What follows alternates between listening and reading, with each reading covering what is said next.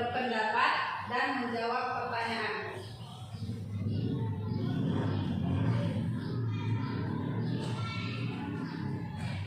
Sebelum saya menjelaskan lebih jauh, Bapak Ibu, perlu kita ketahui apa itu budaya positif. Budaya positif itu adalah nilai-nilai, keyakinan-keyakinan, dan kebiasaan-kebiasaan di sekolah yang berpihak pada murid. Hal ini dilakukan agar murid dapat berkembang menjadi pribadi yang kritis, penuh hormat, dan bertanggung jawab. Jadi tujuan kita di sini adalah ingin membentuk budaya positif di sekolah agar membentuk karakter peserta didik menjadi pribadi yang kritis, penuh hormat, dan bertanggung jawab. Nah, sekarang saya ingin bertanya kepada Bapak Ibu, apa pentingnya menciptakan suasana positif di lingkungan Anda? Apa pentingnya menciptakan suasana positif di lingkungan kita ini? Kepada Bapak Ibu yang mau memberi masukan, yang kepada Ibu Lisa.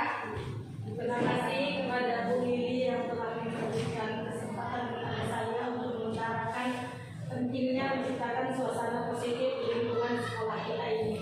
Yang pertama, supaya seluruh masyarakat di sekolah, khususnya siswa, merasa aman dan nyaman berada di lingkungan sekolah kita. Dalam arti kata tidak terancam atau tidak terintimidasi, sehingga menimbulkan karakter yang semangat, bernalar kritis, dan selalu berpikiran positif terhadap teman-teman, guru, dan lingkungan sekolah. Terima kasih. Terima kasih kepada Ibu Lisa, luar biasa sekali jawabannya. Apakah Bapak Ibu yang lain ada yang ingin menambahkan jawaban dari Ibu Lisa? Tidak ada, Bapak Ibu. Terima kasih Ibu Lisa untuk jawabannya yang sangat luar biasa. Jadi menciptakan budaya positif, suasana positif di lingkungan sekolah supaya lingkungan sekolah nyaman dan aman gitu tadi Ibu Lisa. Kemudian selanjutnya saya ingin memperkenalkan 7 konsep-konsep di dalam budaya positif. Jadi di dalam budaya positif ini ada 7 konsep. Di sini saya akan menjelaskannya satu persatu. Konsep yang pertama,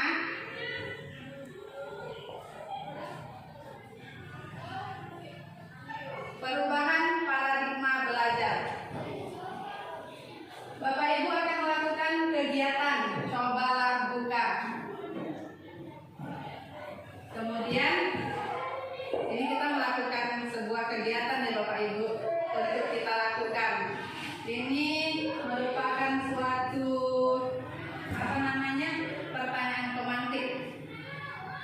Kita melakukan bersama-sama. Bapak Ibu akan melakukan kegiatan cobalah buka. Di sini Bapak Ibu kita sebut sebagai pihak A. Tugas Bapak Ibu adalah menghafalkan salah satu tangan Bapak Ibu. Coba Bapak Ibu bayangkan bahwa Bapak Ibu menyimpan sesuatu yang sangat berharga di dalam kepalan tangan tersebut.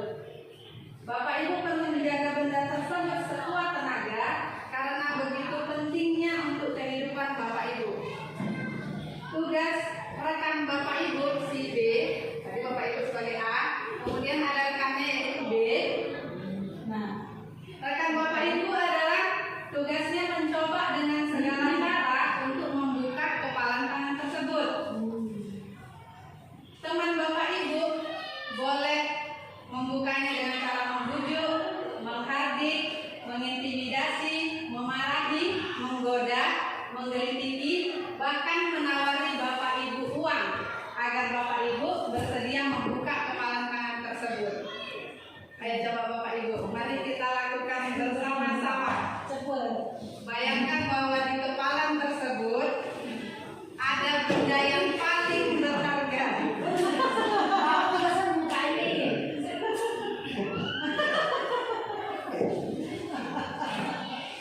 Bapak Ibu bayangkan bahwa di dalam kepalan tangan tersebut ada benda yang paling berharga.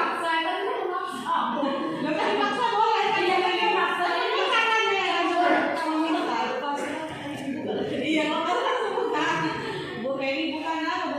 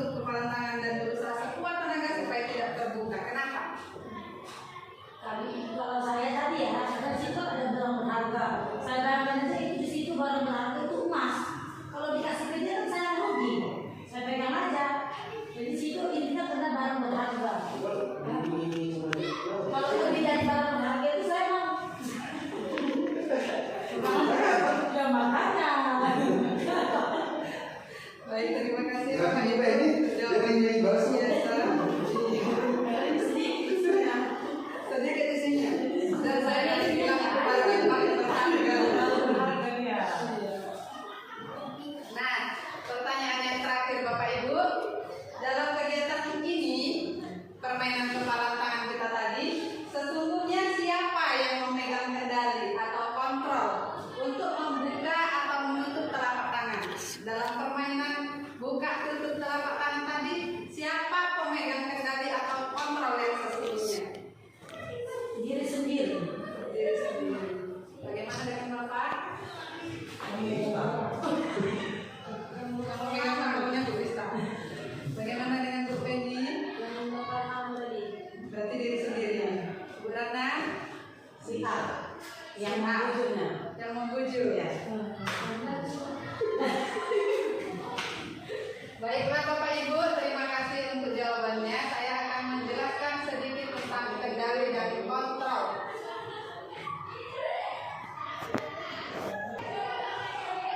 Saya akan menjelaskan siapa di sini sebagai pengendali atau kontrol. Bapak Ki Hajar Dewantara dan Diani Bosen. Kedua pakar pendidikan ini mengartikan disiplin sebagai bentuk kontrol diri, yaitu belajar untuk mengontrol diri agar dapat mencapai suatu tujuan mulia. Tujuan mulia di sini mengacu pada nilai-nilai atau prinsip-prinsip mulia yang dianut seseorang yang dinamakan sebagai nilai-nilai kebajikan universal. Jadi dalam permainan tadi Bapak Ibu, yang memegang kendali atau kontrol itu adalah diri kita sendiri. Jadi bukan orang lain, bukan si A, bukan si B, melainkan diri kita sendiri. Mengapa diri kita sendiri sebagai pemegang kontrol? Karena sesungguhnya Bapak Ibu, kita tidak bisa dikendalikan oleh orang lain. Yang bisa mengendalikan kita adalah diri sendiri. Ketika kita ingin berbuat sesuatu, kita pasti melakukannya dari hati. Kecuali tadi ada paksaan, ada bujukan, ada rayuan, dan ada godaan dari luar, nah mungkin itu akan mempengaruhi diri kita. Tapi bila semua itu tidak ada, pasti kita melakukannya dari diri sendiri. Begitu juga di sini saya kaitkan dengan anak-anak di sekolah. Yang memegang kontrol pada diri anak-anak di sekolah, pada murid kita itu adalah diri mereka sendiri. Sesungguhnya Bapak Ibu, kita tidak bisa mengontrol mereka harus seperti ini dan seperti itu, karena yang mengontrol diri mereka adalah mereka sendiri. Dan mereka bisa mengikuti perintah dari kita itu mungkin karena sebuah kewajiban atau karena peraturan yang ada di sekolah. Jadi itulah tadi nilai kendali dan kontrol yang ada pada diri sendiri, baik pada kita, begitu juga pada anak-anak murid kita di sekolah. Paham ya Bapak Ibu? Paham.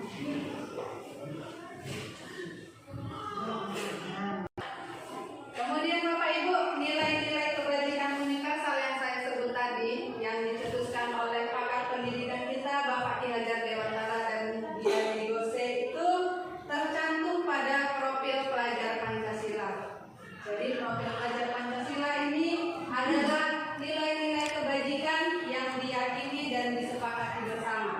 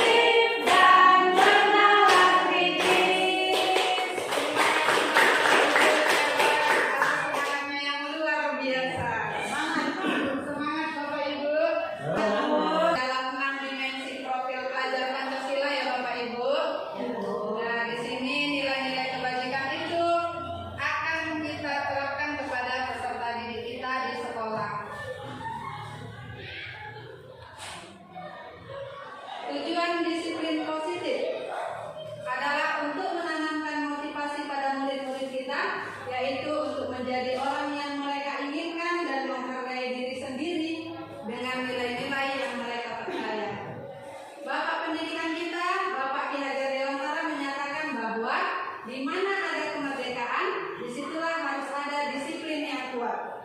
Sesungguhnya pun disiplin itu bersifat self-disiplin atau disiplin diri, yaitu kita sendiri yang mewajibkan kita dengan sekeras-kerasnya, tetapi itu sama saja, sebab jikalau kita tidak cakap melakukan self-disiplin, wajiblah penguasa lain mendisiplinkan diri kita.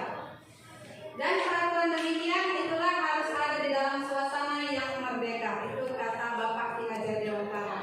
Seperti yang sudah saya jelaskan sebelumnya, bahwa disiplin positif itu berasal dari diri kita sendiri.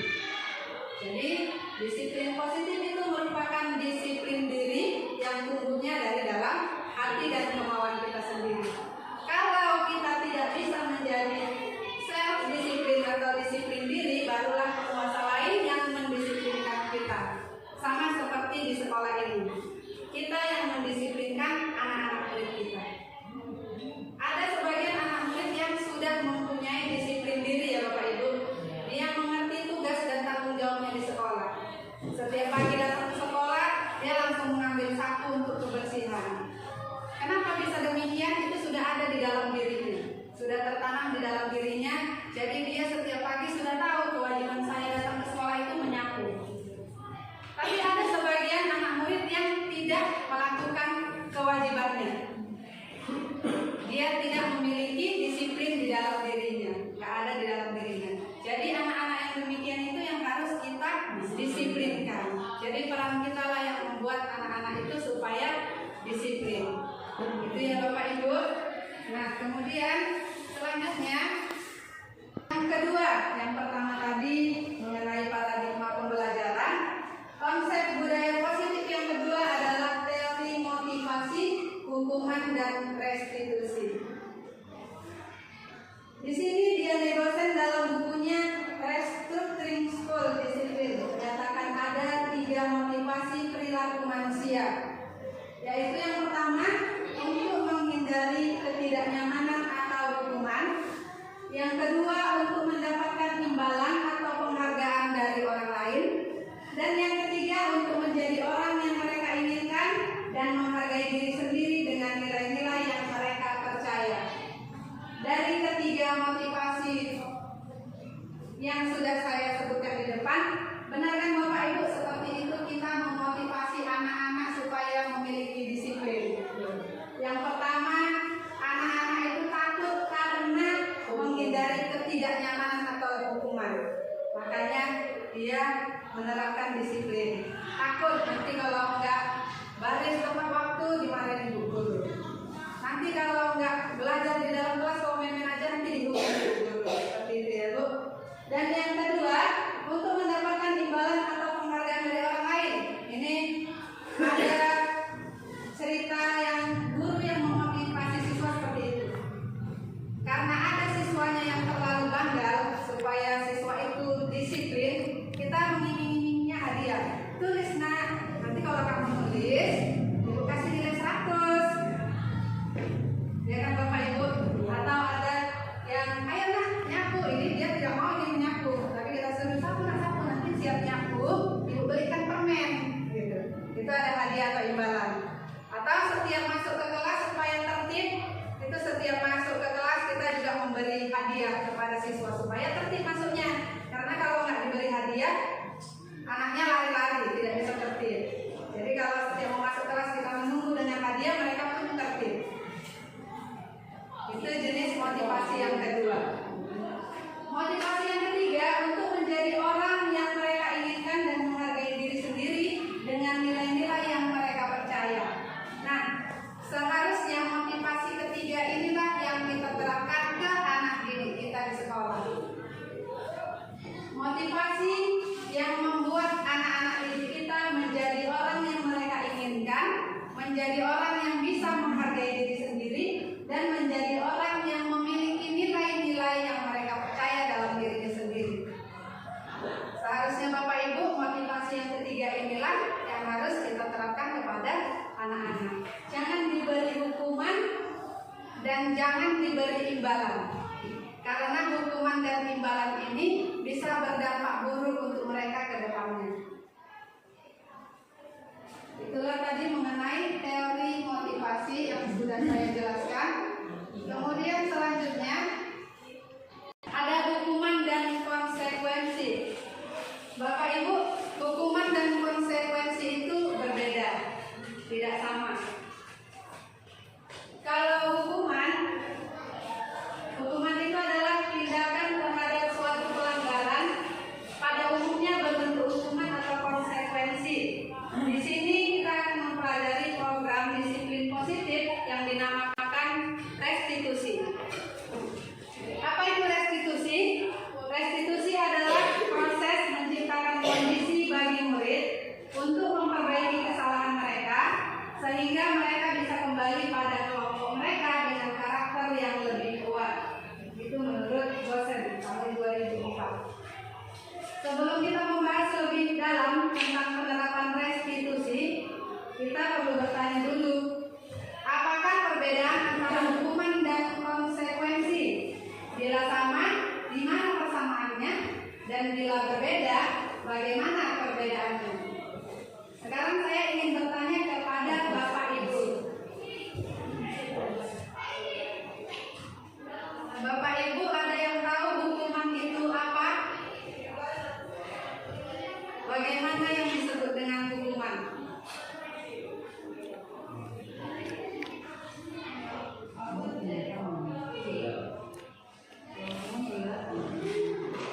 Apakah Bapak Ibu bicara jangan berdiri boleh? Yang bagaimana itu yang disebut dengan hukuman? Ayo tuliskan. Ada yang bisa menjawab? Hukuman itu yang bagaimana?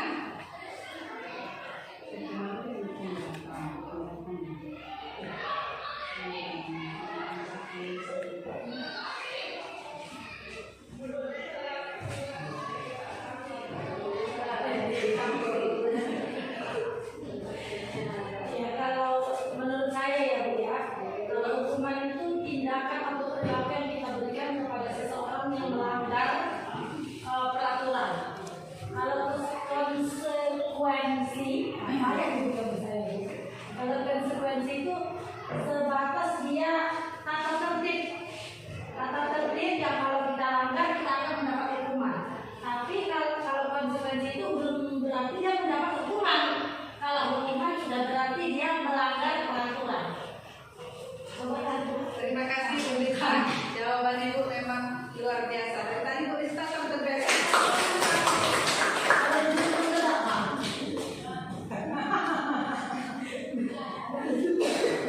Terima kasih Bu Lista, jawaban yang luar biasa. Jadi saya ingin menambahi sedikit dari jawaban Bu Lista. Jawaban Bu Lista tadi sudah tepat sekali. Saya tambahin sedikit bahwa hukuman itu adalah tindakan yang tiba-tiba. Tindakan yang tiba-tiba. Contohnya seperti ini, ada anak terlambat. Kamu sini. Kamu terlambat datang. Lari keliling lapangan 10 kali. Nah, itu termasuk hukuman. Dia tiba-tiba, si anak tidak tahu kita panggil, kita suruh lari. Berbeda dengan konsekuensi. Konsekuensi seperti yang dijelaskan oleh Bu Lista tadi, seperti melanggar peraturan, kemudian ada hukumannya tapi tidak berbentuk hukuman, begitu ya Bu Lista. Iya, konsekuensi ini sudah memiliki kesepakatan antara guru dengan siswa. Contohnya, Bella, kamu kemari. Kamu terlambat datang hari ini. Iya Bu. Sudah berapa kali terlambat? Baru 2 kali Bu. Kalau besok kamu terlambat lagi, apa yang akan kamu lakukan? Saya siap dihukum Bu. Baik. Besok kalau kamu terlambat, Ibu buat hukumannya berdiri di depan tiang bendera selama 1 jam. Itu termasuk konsekuensi. Sudah ada kesepakatan dengan siswa. Jadi kalau besok Bella datangnya terlambat, dia sudah tahu. Saya nanti dapat hukuman dari Bu Lista berdiri di tiang bendera selama 1 jam. Itu berbeda dengan Bapak Ibu. Kalau hukuman itu adalah tindakan secara tiba-tiba yang tidak diketahui siswa, sedangkan konsekuensi itu sudah punya kesepakatan terlebih dahulu. Nah, kemudian cara terbaik untuk menerapkan budaya positif di sekolah itu adalah restitusi. Restitusi itu tadi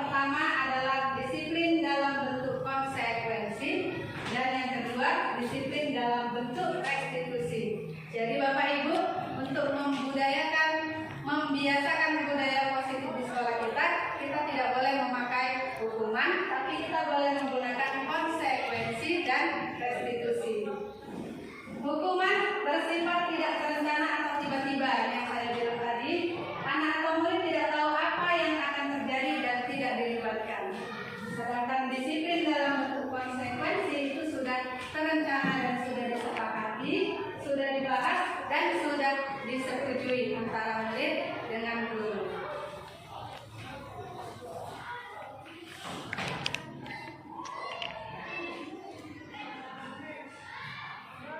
Kemudian ada ciri-ciri restitusi. Ciri-ciri restitusi yang membedakannya dengan program disiplin lainnya. Yang pertama, restitusi bukan untuk menebus kesalahan, namun untuk belajar dari kesalahan. Yang kedua, restitusi memperbaiki hubungan. Yang ketiga, restitusi adalah tawaran, bukan paksaan. Yang keempat, restitusi menuntun untuk melihat ke dalam diri. Yang kelima, restitusi mencari kebutuhan dasar yang mendasari tindakan. Yang keenam, restitusi diri adalah cara yang paling baik. Yang ketujuh, restitusi fokus pada karakter bukan tindakan. Yang kedelapan, restitusi itu menguatkan. Dan yang kesembilan, restitusi fokus pada solusi. Dan yang kesepuluh, yang terakhir, restitusi mengembalikan murid yang berbuat salah pada kelompoknya. Inilah tadi Bapak Ibu 10 ciri-ciri restitusi. Yang mungkin restitusi ini sudah sering kita laksanakan di sekolah, namun kita tidak tahu itu, oh itu namanya restitusi, begitu ya Bapak Ibu. Jadi inilah 10 ciri-ciri restitusi. Dan selanjutnya konsep budaya positif yang ketiga adalah keyakinan kelas. Saya ulang kembali, yang pertama tadi paradigma pembelajaran, yang kedua tadi apa tadi yang kedua ya Bapak Ibu? Yang kedua Bapak Ibu, hukuman, motivasi, hukuman dan restitusi. Dan yang ketiga adalah keyakinan kelas. Yang ketiga adalah keyakinan kelas. Mengapa keyakinan kelas? Mengapa tidak peraturan kelas saja? Mengapa kita memiliki peraturan tentang penggunaan helm pada saat berkendara atau mengendarai roda 2 atau motor?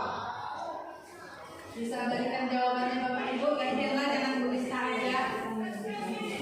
Mengapa kita memiliki peraturan tentang menggunakan helm? Supaya apa kita pakai helm waktu berkendara?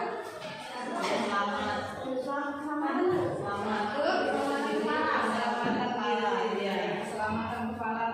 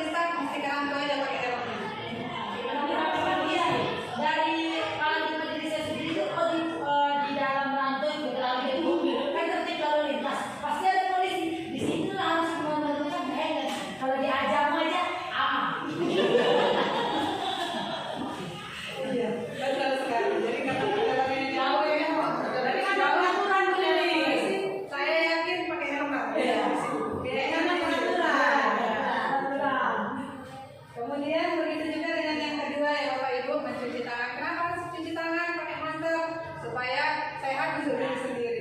Kan nggak ada setiap hari dokter datang ya Bapak Ibu nyuruh pakai masker, cuci tangan supaya sehat. Karena itu dari COVID itu.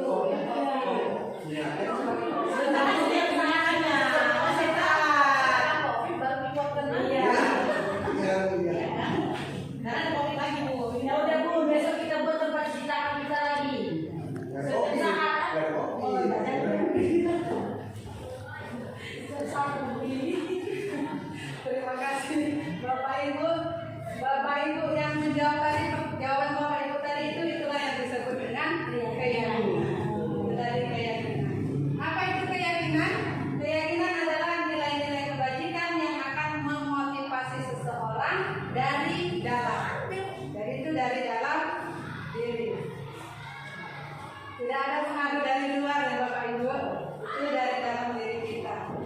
Jadi seseorang akan lebih tergerak dan bersemangat untuk menjalankan keyakinannya daripada hanya sekedar mengikuti serangkaian peraturan tertulis tanpa makna. Murid-murid pun demikian Bapak Ibu. Mereka perlu mendengarkan dan memahami arti sesungguhnya tentang peraturan-peraturan yang diberikan. Apa nilai-nilai kebajikan di balik peraturan tersebut? Apa tujuan utamanya? Dan menjadi tidak tertarik atau takut sehingga hanya sekedar mengikuti serangkaian peraturan-peraturan yang mengatur mereka tanpa memahami tujuan mulianya. Jadi seperti yang kemarin sudah saya jelaskan kepada Bapak Ibu bahwa kita harus memiliki keyakinan di sekolah maupun di kelas. Coba Bapak Ibu, adakah yang di kelasnya sudah membuat keyakinan kelas?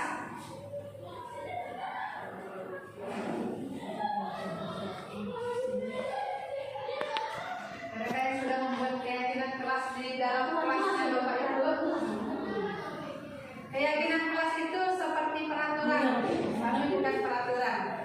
Kenapa bukan peraturan? Karena itu termasuk keyakinan, kita yang meyakini. Kalau peraturan kan Bapak Ibu kita buat seperti ini. Dilarang memakai sendal ke sekolah. Itu peraturan. Tidak boleh dilanggar. Kalau keyakinan itu adalah nilai yang kita yakini bersama dengan siswa. Misalnya di dalam kelas ini Bapak Ibu, kita membuat keyakinan dengan siswa. Sama kan dengan kesepakatan? Iya betul Bapak Ibu. Dari keyakinan itulah yang nantinya akan menjadi kesepakatan. Jadi sebelum dia kesepakatan, namanya keyakinan Bapak Ibu.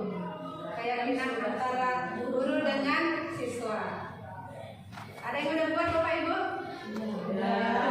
Semua sudah ya. Jadi keyakinan kelas itu adalah poin-poin yang kita sepakati bersama murid di dalam kelas.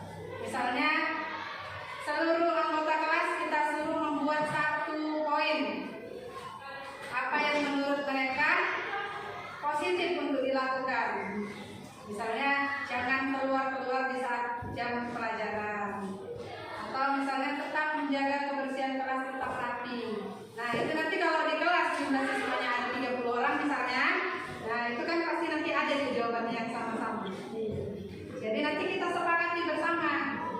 Nah ini teman kita membuat keyakinan seperti ini. Jangan ada yang keluar kelas seperti saat jam pembelajaran. Sepakat anak-anak? Sepakat. Jadi kita pakai. Kemudian nanti keyakinan itu yang sudah disepakati itu ditandatangani oleh setiap anak.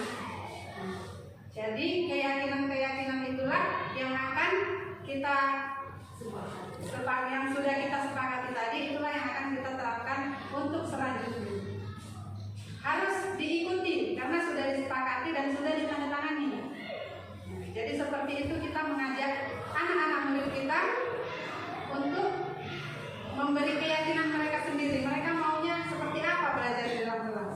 Jangan ada yang keluar Bu waktu belajar supaya tertib. Baik, kita buat keyakinan kelas satu itu kita sepakati, kita tandatangani. Jadi pembelajaran hari ini, besok dan seterusnya kita sudah sepakat. Jangan ada yang keluar saat belajar di dalam kelas. Dan keyakinan ini tidak harus dibuat oleh wali kelas saja Bapak Ibu. Semua guru bidang studi yang masuk ke kelas juga bisa membuat keyakinan kelas bersama anak-anak.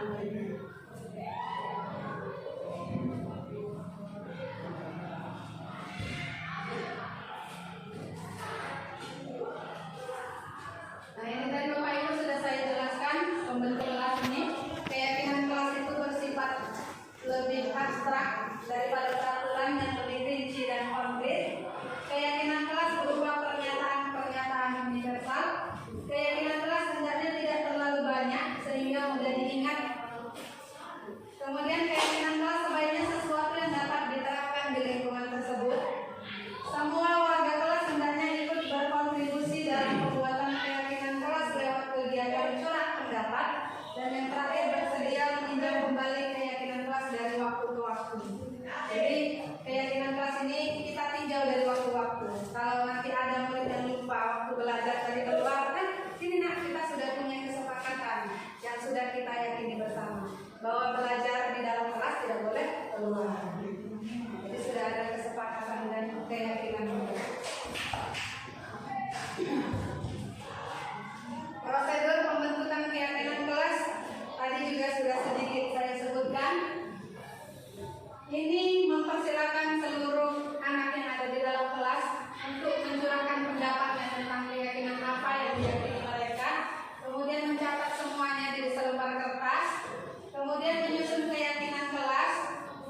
Sudah kita susun semuanya, kita tinjau ulang mana yang bisa kita sepakati bersama, kemudian nanti kita tanda tangani setelah menjadi kesepakatan. Itu yang tadi sudah saya jelaskan. Baik, kita masuk yang keempat. Konsep budaya positif yang keempat adalah posisi kontrol restitusi. Berikut ini akan disampaikan suatu program disiplin positif yang berpusat pada murid yang dikembangkan oleh Diani Gosen dengan pendekatan restitusi yang disebut dengan 5 posisi kontrol. Jadi Bapak Ibu, kita sebagai guru memiliki 5 posisi kontrol kita sebagai guru. Yang pertama adalah penghukum, yang kedua pembuat rasa bersalah, yang ketiga teman, yang keempat pemantau, dan yang kelima manajer.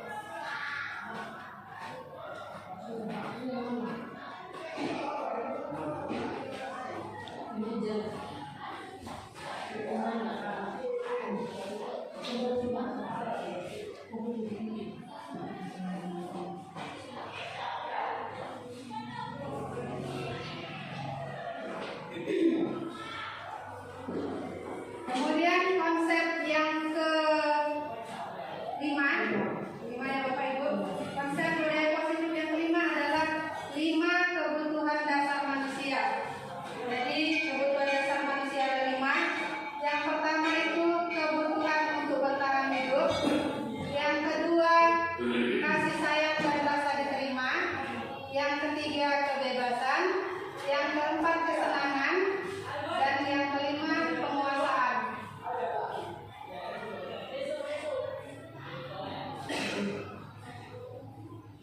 Baik Bapak Ibu, di sini saya akan memutar sebuah video. Video ini menjelaskan 5 posisi kontrol kita sebagai guru.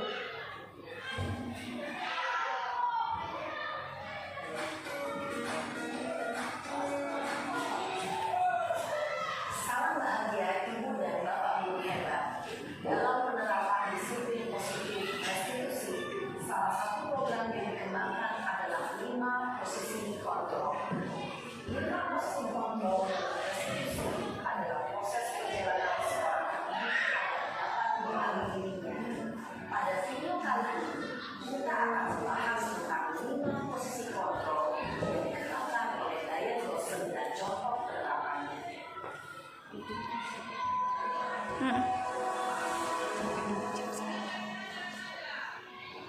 5 posisi kontrol itu adalah 1. Posisi penghukum. 2. Posisi membuat rasa bersalah. 3. Posisi teman. 4. Posisi pemantau atau monitor. Dan 5. Posisi manajer. Untuk lebih memahami kelima posisi tersebut, mari kita saksikan kasus Naren yang terlambat hadir 20 menit di sekolah, di mana kelima posisi kontrol adalah menghadapi masalah tersebut.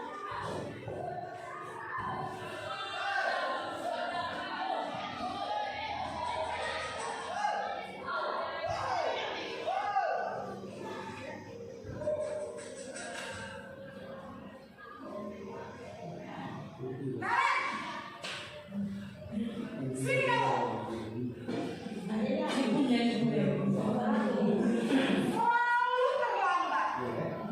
Kamu deh, pasti terlambat. Apa? Apa coba? Alasan kamu apa lagi? Kapan sih kamu tidak terlambat? Malas sekali ya kamu jadi anak. Dasar pemalas. Gak kapok-kapok sih kamu.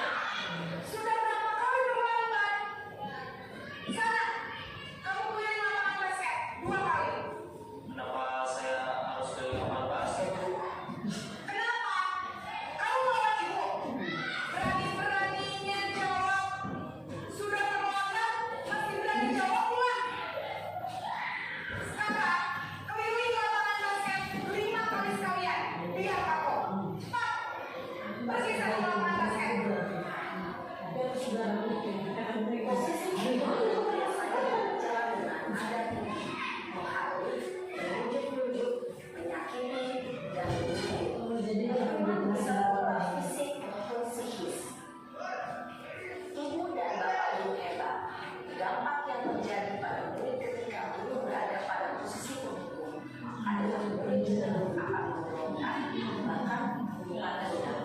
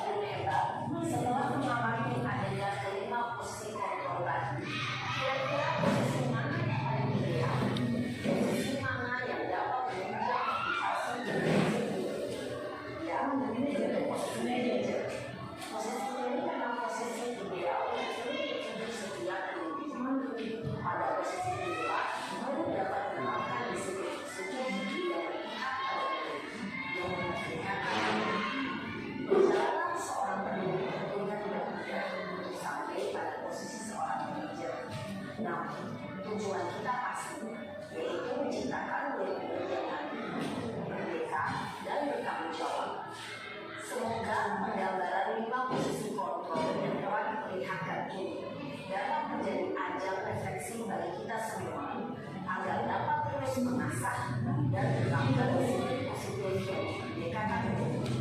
Mari terus berlatih dan bersemangat. Selamat menegakkan. Salam dan bahagia. Bunda dan Bapak Guru hebat.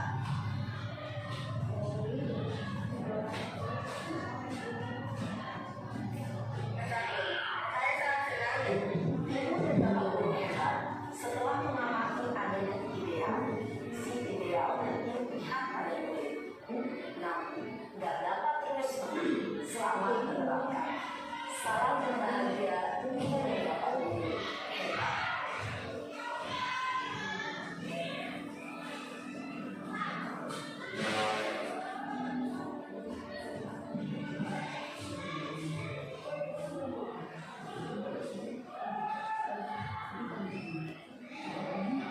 Baiklah Bapak Ibu, setelah menyaksikan 5 posisi kontrol kita tadi sebagai guru, Bapak Ibu bisa memahami diri sendiri posisi yang mana yang dimiliki oleh Bapak Ibu ya.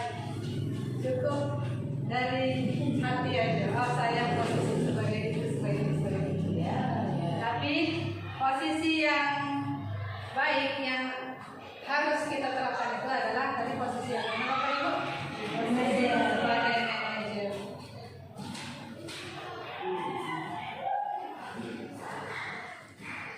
Posisi sebagai manajer tadi Bapak Ibu kita lanjutkan dia ke segitiga restitusi.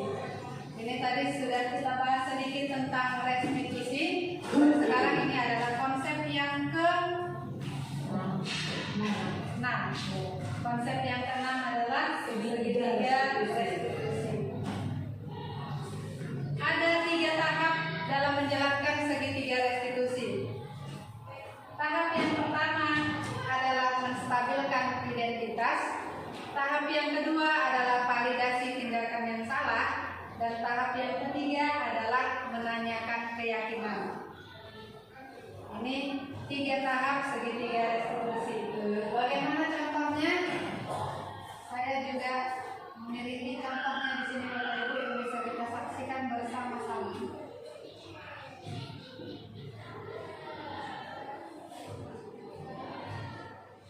Inilah dia contoh segitiga restitusi.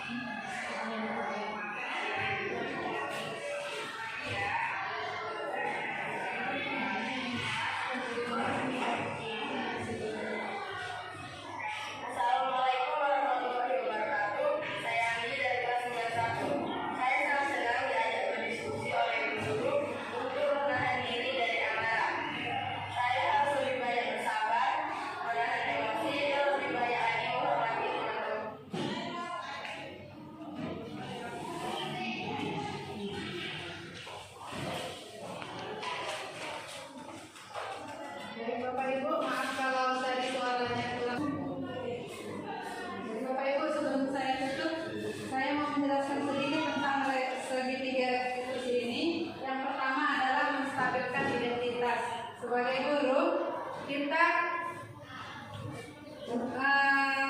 mengatasi masalah yang ada dengan memanggil siswa atau peserta didik. Kemudian kita menanyakan ada masalah apa yang terjadi sehingga timbulnya masalah tersebut. Itu yang pertama dalam menstabilkan identitas.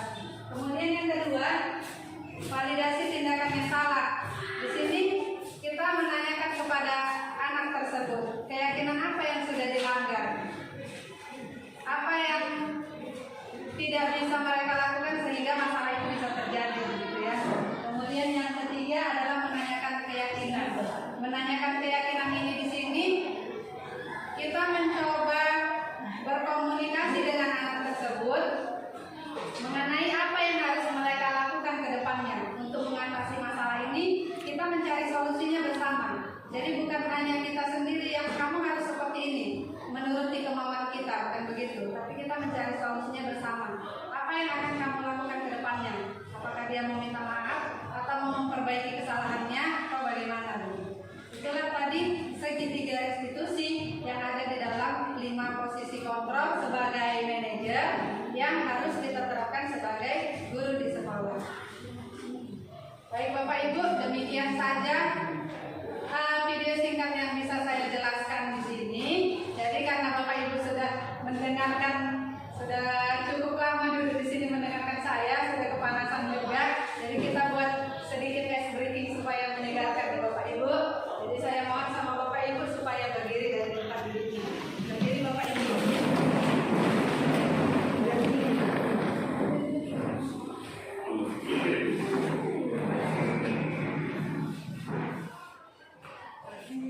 Jadi briefingnya di sini tentang panjang dan pendek. Panjang dan pendek ini pakai tangan.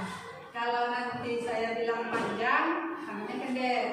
Kalau nanti saya bilang pendek, panjang. Paham ya Bapak Ibu? Ayo kita tes. Pendek. Nggak bersuara. Kalau saya bilang pendek, kita berpanjang.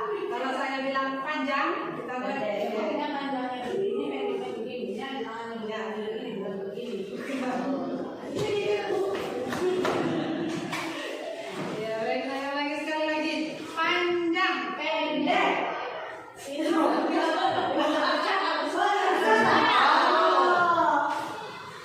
Pendek.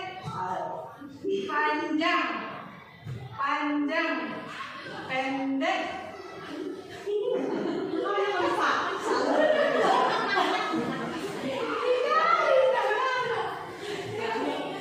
Pendek, panjang, panjang, pendek. Sekarang versi cepatnya. Iya.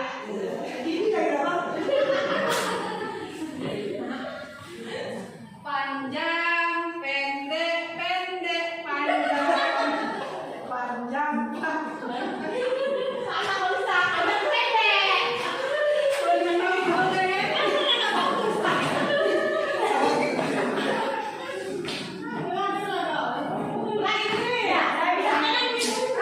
Panjang-panjang yang gini bisa panjangnya pendek. Iya.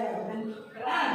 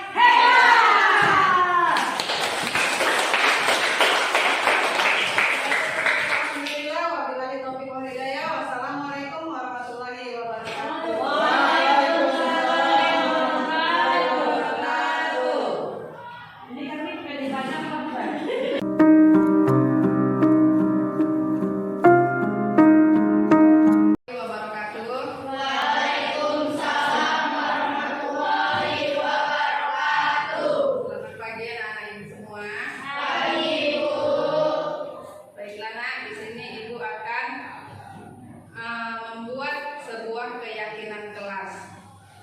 Keyakinan kelas adalah suatu hal yang harus kita yakini, yang timbul dari dalam diri sendiri untuk kita laksanakan, kemudian kita sepakati bersama-sama teman satu kelas semua.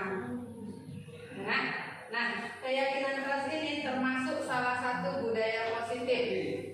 Budaya positif yang ada di sekolah kita.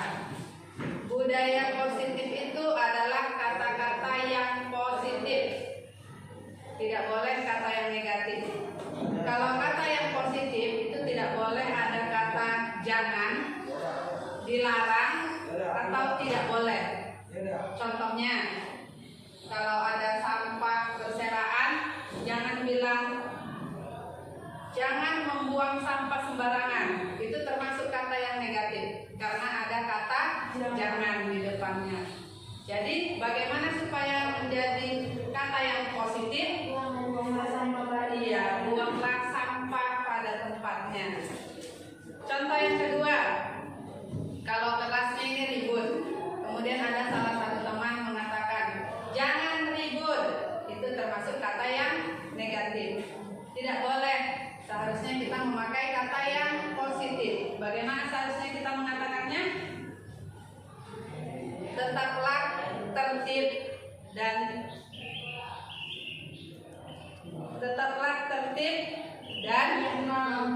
tenang ketika belajar. Begitu. Paham kan? Paham? Jadi kata-kata positif itu tidak boleh memakai kata jangan, tidak boleh ataupun dilarang. Jadi mulai dari sekarang marilah kita biasakan memakai kata-kata yang positif untuk membangun tanggung jawab kita sebagai siswa dan warga di sekolah ini. Bisa nak? Bisa. Jadi Ibu di sini akan membuat satu keyakinan kelas yang akan kita sepakati bersama. Nanti kalian Ibu kasih kertas. Nah, di kertas ini nanti kalian tuliskan satu keyakinan kelas kalian. Kemudian nanti tempelkan di depan ya. Nanti kita sepakati bersama. Paham kan? Oh, ini buatkan kertasnya.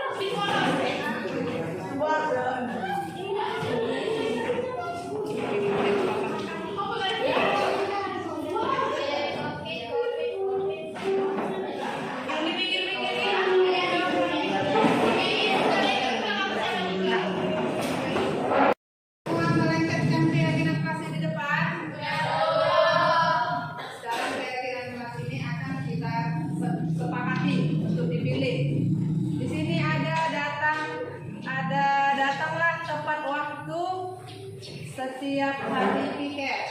Setuju nak? Setuju. Datanglah tepat waktu setiap hari. Setuju nak? Walaupun tidak piket. Setuju. Setuju.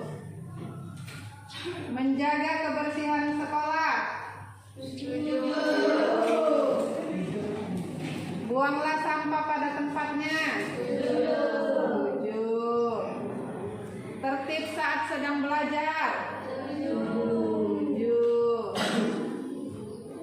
Kelas harus selalu bersih. Kelas harus selalu bersih.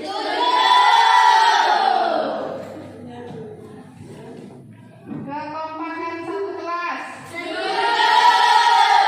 Kompak ngapain ini, Nak? Kompak dalam segala hal yang positif, Bu, yang mau dilakukan.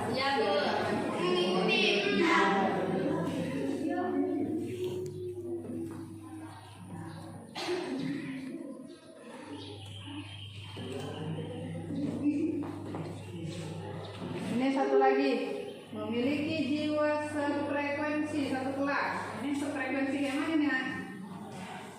Jangan apa gitu, Bu, jangan kayak bubar satu, bubar semua gitu. Iya.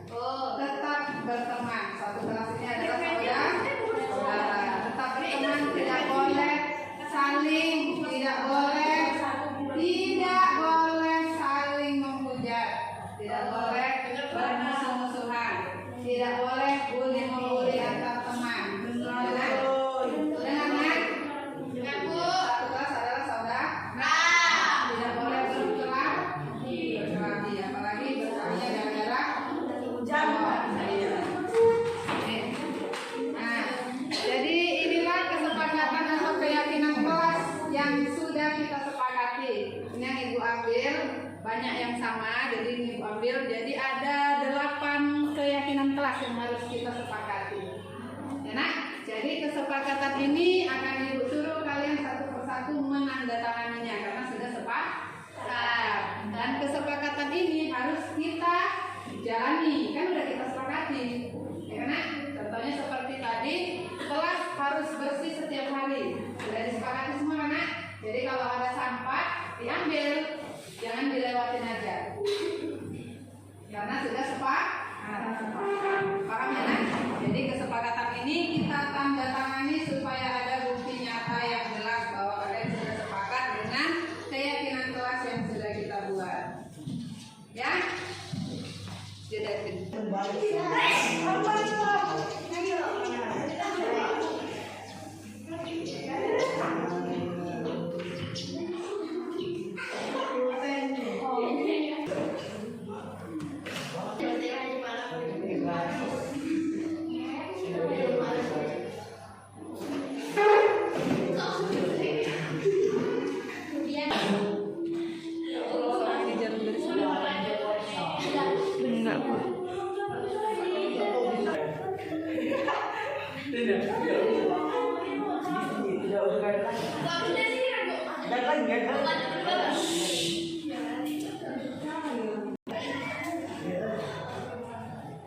Iya benar, videonya jalan. Suara bising nanti.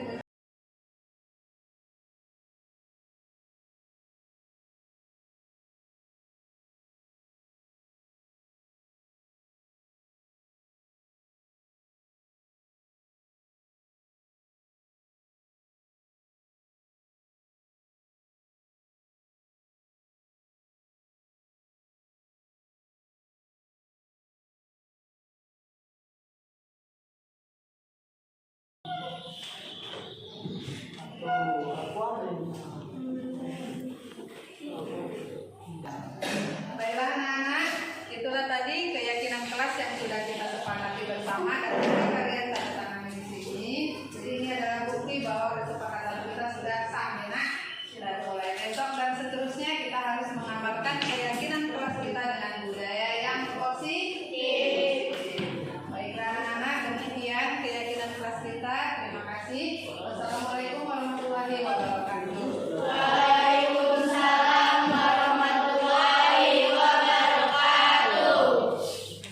Apa keyakinan kelas itu penting? Ya, karena menambahkan budaya positif di dalam kelas. Apakah kamu setuju bahwa keyakinan kelas itu penting? Ya, setuju. Keyakinan kelas menurut kamu penting? Karena membuat kita agar tetap. Apakah kamu setuju dengan keyakinan kelas yang kita buat? Setuju. Mengapa keyakinan kelas menurut kamu penting? Dapat menumbuhkan rasa tanggung jawab. Apakah kalian setuju dengan keyakinan kelas yang kita buat? Ya. Mengapa keyakinan kelas itu penting? Karena dapat membuat kita mandiri